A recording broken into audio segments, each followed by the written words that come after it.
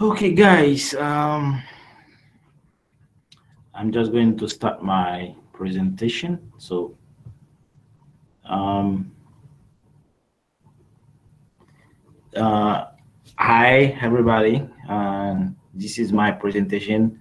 I did this because maybe last Monday I had a presentation with my team, and in my house I didn't have a good connection. Like, uh, I I missed some point of our meeting. So today I made this because I'm the one. I am one of them. That I have to present today. So this is why I make this video to do my presentation. Uh, if when the time coming later, uh, if my connection uh, give me trouble again, that I will not miss uh, the presentation. So I will send the link to my team and they can watch it. If they have question, they can send it back to me, or um, has the question.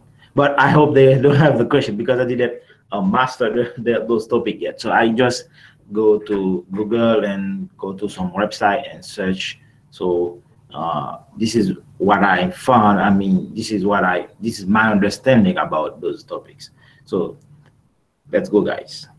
Thank you. My presentation is gonna be about threads, executors, and Runnables. So I'm going to talk about those things a little bit, not because I didn't master those topics yet, those concepts yet. That the reason why I cannot answer all questions about those topics, but I have my understanding coming step by step. So in the future, I hope I will be better to explain that if I have to do that again. Sorry for my accent, English, because I'm not a native American. So, and if I miss some points about those topics, just let me know or give me some other resources like where I can go to learn more about those topics. So, threads and mutables. All modern operating systems, like guys, support both the things like process and threads. So process, we are going to talk about that quickly. So processes are instances of programs which typically run independent to each other. So if you, for example, if you start a Java program, the operating system spawns a new process, which one in parallel to other programs. Inside those processes, we can utilize threads to execute code concurrently, so we can make the most out of the available cores of the CPU. Okay, guys? Uh, Java support threads since GDK 1. So uh, one of the things you have to do before we starting a new thread, you have to specify the code to be executed by this thread. So sometimes they call that task. Okay. Um, this is done by implementing Runnables. A functional interface defines a single void, no-args method once, as demonstrated in the following example you are going to see. This is the example. So here, guys, you can see this is my string thread name equals thread dot current thread. So that gonna get um, the name. So and they gonna print like the word hello plus the thread name. So this is how that things works. I don't, like I say, I don't master it yet, but I'm trying to figure out how that thing works. Okay. So the results for these things is gonna be hello man, hello thread, okay, and done. This is the output for the code we saw before this one. So do the concurrent execution. We cannot predict if the variable will be invoked before or after printing done. So the other is non-deterministic, thus make concurrent programming a complex task in larger applications. Threads can be put to sleep for a certain duration. This is how we can do that. This is quite handy to simulate long warning tasks in the subsequent code samples. Like you can see in this is how we can do that. Okay, guys. So next. So this is for your information. When you want the above code, like the code used to show, you will notice that the 1 second delay between the first and the second print statement time unit is a useful enum for working with units of time. So things you can note to it, working with the threads class can be very tedious and you are prone. Due to that reason, the concurrency API has been introduced back in 2004. Sorry, with the release of Java 5. The API is located in package java.util.concurrent and contains many useful classes for handling concurrent programming. So it's very important to know that, guys. Yes, to finish, I'm going to talk quickly about executors. Now, let's talk about that. Executors. What is that? Executors. The concurrency API introduced the concept of an executor service as a higher level replacement for working with threads directly.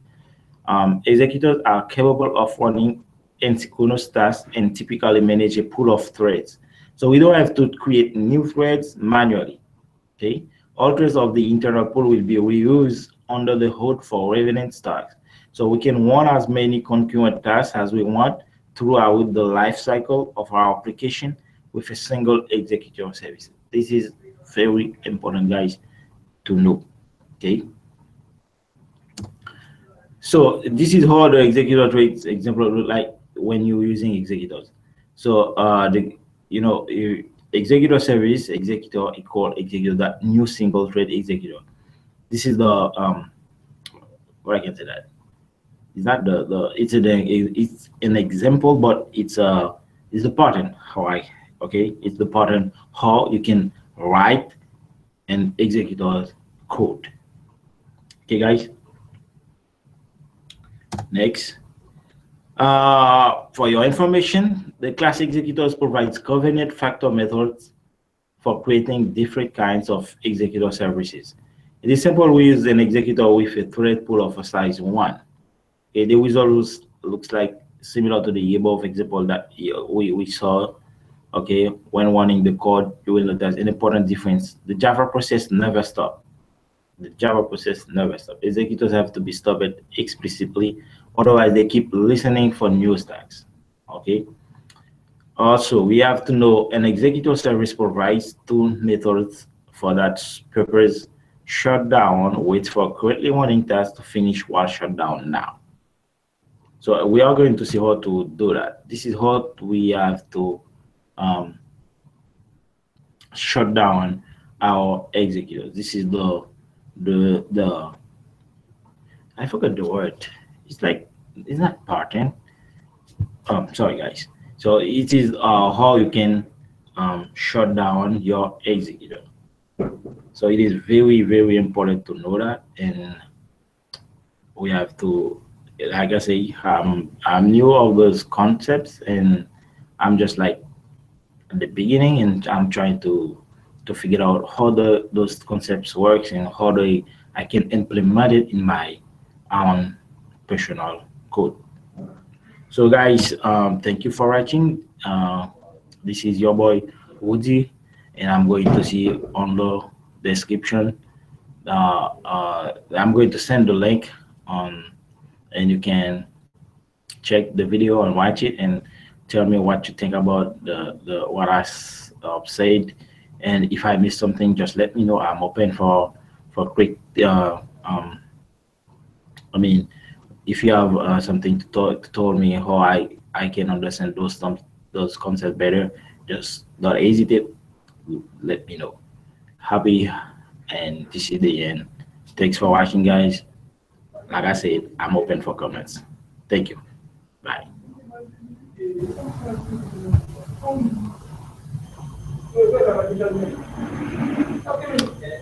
Yeah, guys. So I think we're done. We are going to leave this and bye.